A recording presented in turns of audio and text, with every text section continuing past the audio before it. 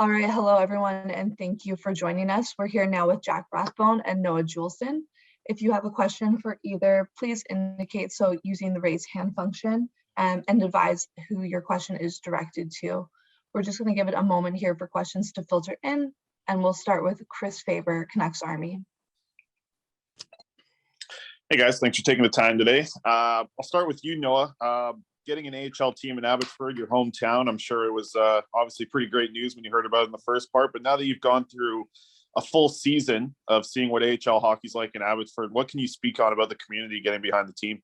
Yeah, I think obviously it was awesome. Obviously when I was a kid, I went to a couple Heat games, and the fan base for them wasn't nearly what we had this year. So I think bringing the AHL team here for Van was a great play by the whole management, and I think the fan base is just going to grow going forward here in the community in the Fraser Valley.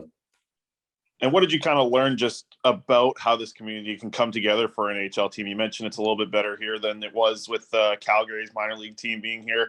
Did you start to see like just Abbotsford jerseys out in public? Like, what did you sort of see and learn about the city of Abbotsford this year?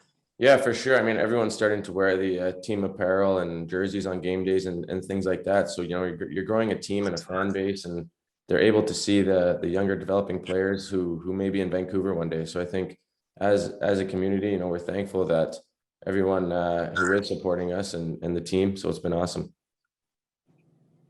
We'll go next to Patrick Johnston, Post Media.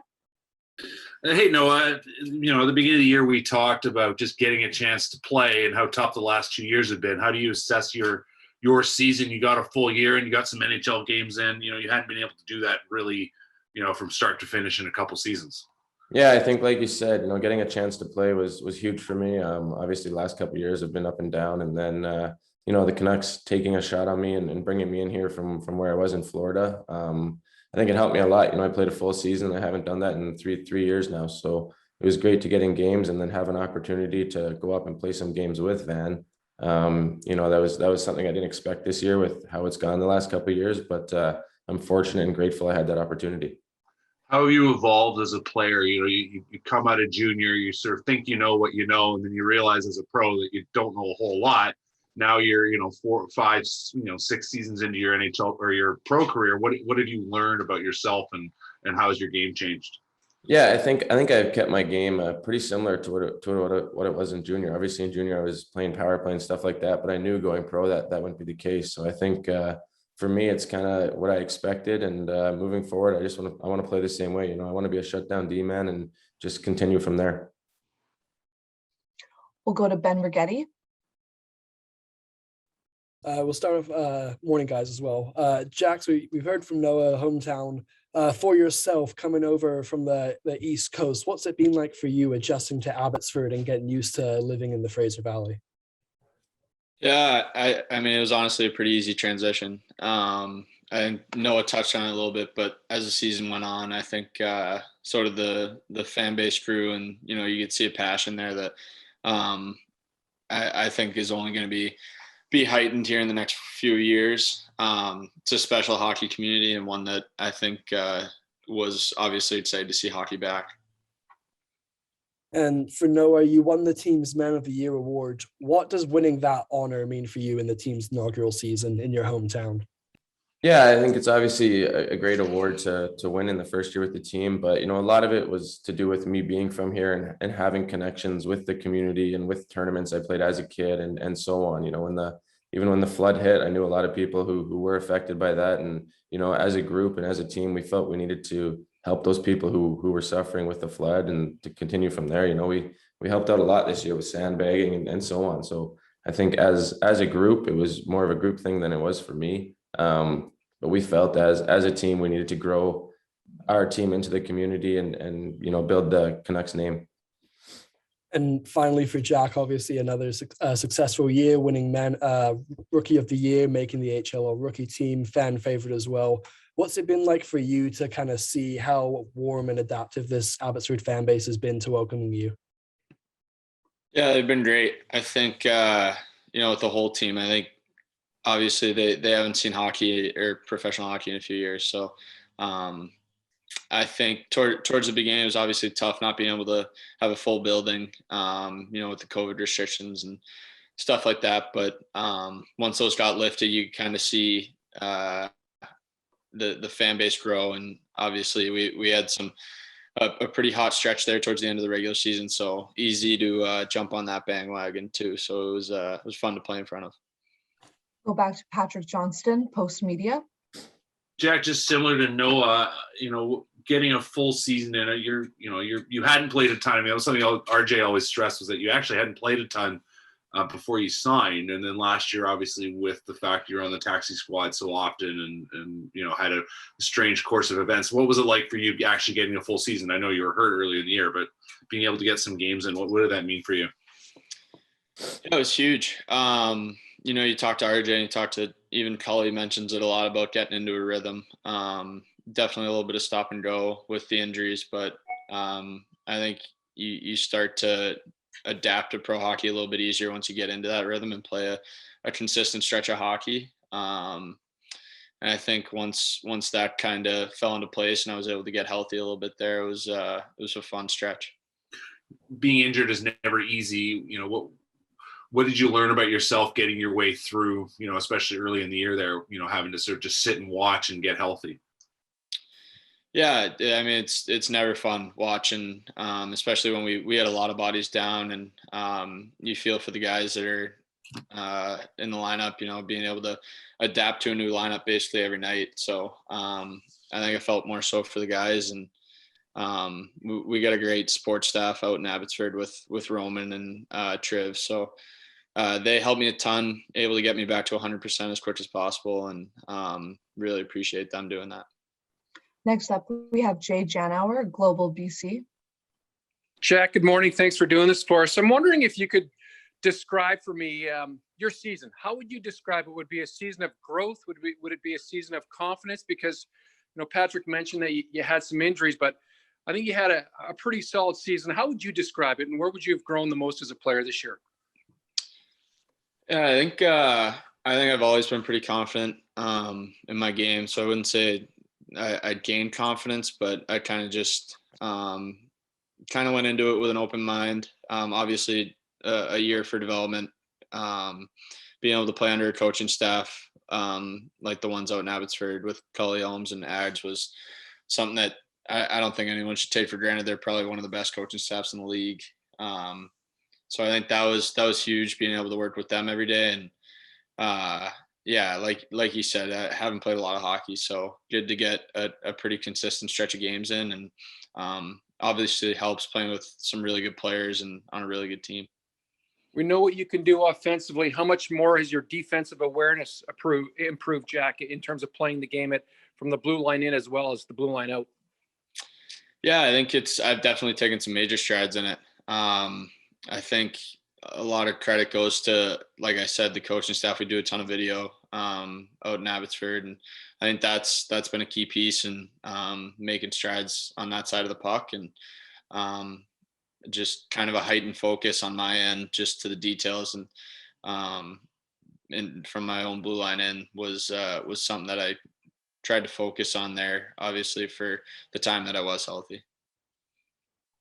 We'll go next to Ben Lipka, the Abbotsford News. Thanks for doing this, guys. Hey, Noah, what was it like being the only guy from Abbotsford on the team? Did guys ask you for tips for Castle Fun Park, or did they lean on you for those types of advice?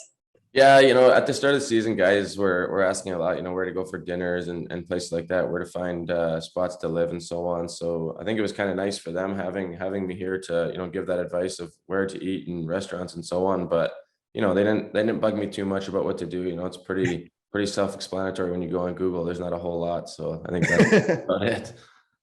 I was going to ask too, the Yale Hockey Academy, you obviously went there.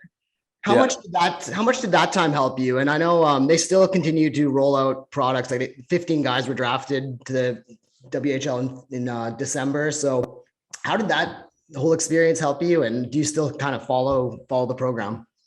Yeah, obviously it's different now than when I was there. When I was there, it was kind of two groups, and that was our PE block at the end of the day, and we went from there. And now it's kind of switched over to a full-time school at a different location. And but yeah, I think it helped me a lot in the way that I got to skate more and be with higher caliber players for an hour of ice each day. But it's a little different than it was when I was there. We'll move next to Chris Faber, the Canucks Army. Sorry. We got you there now, eh, Spencer? Yeah, you guys got me. Awesome, we got you. All right, I'll throw a question your way here. I guess just seeing how the season went for you. You come in and there's 3 goaltenders working for some starts, and you end up getting quite a bit, having a good run, and getting to the point where you are now with, you know, signing a contract with the Vancouver Canucks. I mean, can you just walk us through what the season was like for you from start to finish, and to kind of look into the future now for what's going to be happening with you and the organization? Yeah, I mean, it was an interesting situation, obviously, having 3 goalies to start the year. And I think all 3 guys were very capable, and we all had confidence in ourselves. And with an AHL schedule, it's playing pretty much 2 games a week for the first month and a half. It was definitely a slower start. So I credit Sandman and especially Sandman, but Sandman and Clarkie for, you know, helping me stay ready while I was waiting for a little bit more playing time early in the year. And then I was able to capitalize once we got a couple chances, which was really encouraging for me to have that pay off. And then just getting to be a part of a team as good as I was with Abbotsford made it really fun down the stretch. And you know, putting some wins together, it was really, really fun. And then, you know, getting you know, opportunities because of COVID to play a couple games in the NHL, that was obviously you know, a huge moment for me, because I've, you know, waited a long time for an opportunity like that. And then to, you know, to finish the year the way that we did was really disappointing for our group, because, you know, even as a veteran guy in the AHL, I think we knew that we had a team that you know, we had high goals, and it's difficult to see them that quick.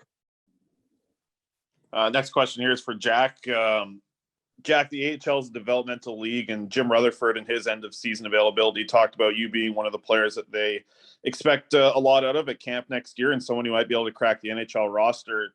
Throughout this season, I know that you obviously wanted to work on the weaker parts of your game. You've always been confident in your offense, but how did you grow kind of the strong parts of your game this season in the AHL, like being able to move the puck like you do, shoot the puck? Were there able to be improvements in that as well as the weak points? Yeah, I think being able to grow the strengths of my game was something that I was definitely focused on too. You hear a lot about taking strides in my defensive side of the game, but I think being able to go down and work on what makes me is something that I definitely focused on too. I think that was a big part of it, and I think once I was able to get into a little bit of a rhythm with playing time and stuff like that, I think that only was able to take more strides, and definitely something that I looked forward to. And Spencer, I guess one more for you. You brought up Ian Clark, and to kind of hear, you know, I've talked to you, talked to Mikey, talked to Arturs about how good Curtis Sanford has been for all of you guys this year. How good is it for a goaltender to walk into a situation where you have Ian Clark at the NHL level, also obviously working with you guys at the AHL? Just the situation for a goalie to walk into here in the Vancouver Canucks organization. How good is it? Yeah, it's incredible. I mean, it obviously helps you develop your game, but also just keeps you extremely ready for when, if you were to get that chance that I got to get called up and play a game, you're pretty much ready to go, because Sandman and Clarkie are different goalie coaches in their own aspects, but their message is pretty consistent, and it really helps you build your game all season, especially if you're going up and down like I was. We'll go back to Patrick Johnston, Post Media. Spencer, just on that 3-game set coming back in, you know, did you come in with a specific mindset saying, you know, I need to basically get more games under my belt, or was it just show up and play? Yeah, I think it's more so like one game at a time when it gets to that situation. But, you know, I definitely, given that it was really late in the season, I had a slightly different mindset where, you know, I'm starting to hopefully build my resume up so that, you know, I have a better chance to achieve my goal and making the team next year. And just looking at that, I mean, we touched on it a little bit earlier, but, you know, the fact that you started the year as maybe a bit of a project, and then finished the year with an NHL contract and, you know, a good chance of winning a job next year, you know, Have you had a chance to sit back and kind of think about that, process that at all?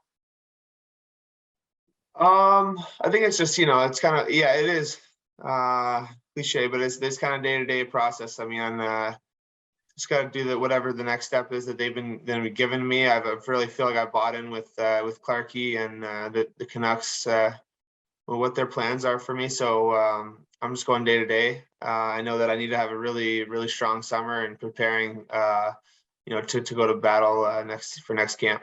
Ride the wave a little bit. Yeah. Thank you. And we'll take a final follow-up question from Chris Faber. Just one last one for you, Noah. Talking about Abbotsford, feels like all the questions have been about it, but something that was brought up by Ryan Johnson in his end of season availability was how, with the struggles through COVID, obviously this year, you guys probably wanted to be in the community more. What would that mean for you to be able to, get out to minor hockey, get out to schools, certain things like that hopefully you can get to do more of next season?